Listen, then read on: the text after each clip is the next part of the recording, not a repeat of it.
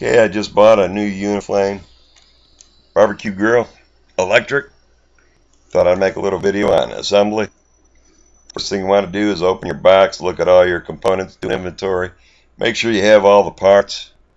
Then pull out your instruction manual. First step on this thing is put your temperature gauge in. Pretty simple. Just slide the gauge in the hole. You have a little back shell. You cover the back of the gauge with the back shell. One nut. Tighten it on down. Secure it. Very simple to assemble. Have a package of parts, and each part labeled with a letter to tell you to identify. When you're assembling it, you follow the instructions. Do it step by step. Follow their procedures. That way you get ahead of yourself. Second thing I want us to do is secure the handle. Put your handle, place your handle there. Use your washers and little wing nuts. Next thing, hinges. Your top hinges are different from your bottom one. Secured with 2 screws. Top secured with 1. The top hinges are different from bottom,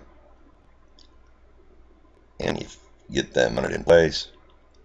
If you have any component that's more than 1 screw, when you're installing it, install all the screws, washers, nuts, and loose to everything in place. And once everything's in place, tighten down. Important thing to do when you're putting these together is if you ever find yourself forcing components together, likely you have the wrong parts. Everything should slide right in place fairly easy. So if you're forcing anything, you're doing something wrong, step back, reevaluate, and then assemble. And like I said, you have more than 1 screw, you just start it, get the other ones in place. Then after all the screws, nuts, washers are in place, tie it down. Just snug tight all these parts. Aren't that strong, so you don't really want to force it real tight because you might strip it out. Just snug it on down. Okay, now we're putting the legs together. Pretty simple, step by step.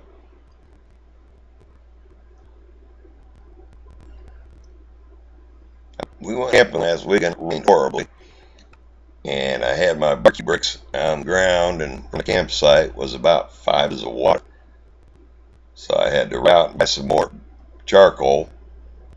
So I decided I'm an electric grill, so the next time this happens, we could grill with electric. As long as you put your little barbecue chips in a metal container and put them on your electric grill, you can still get that barbecue flavor and smoke in your meat. So electric grills aren't that bad, and they're pretty convenient.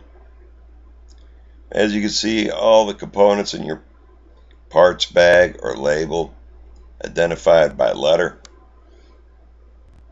And you can see when I'm putting these legs on, there's a little slot right there, and you just slide that thing into that slot, and you lay it on down and lay right on top.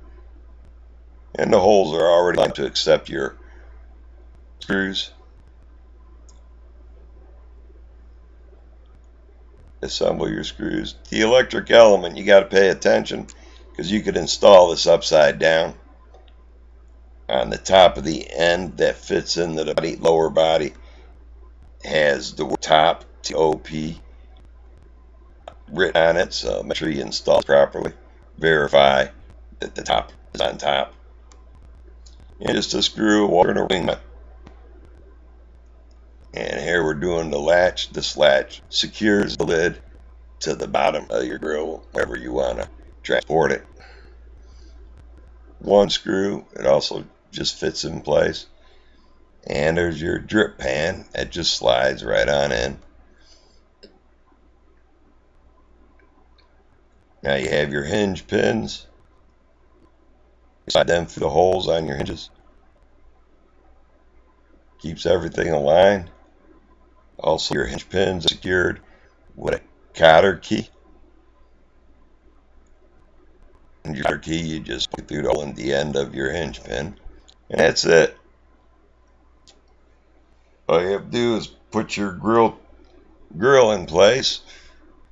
And I usually squirt my grill all the surfaces with Pam to give it a little seasoning.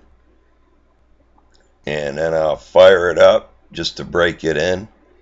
Get rid of all the new oils and dust that have accumulated on it.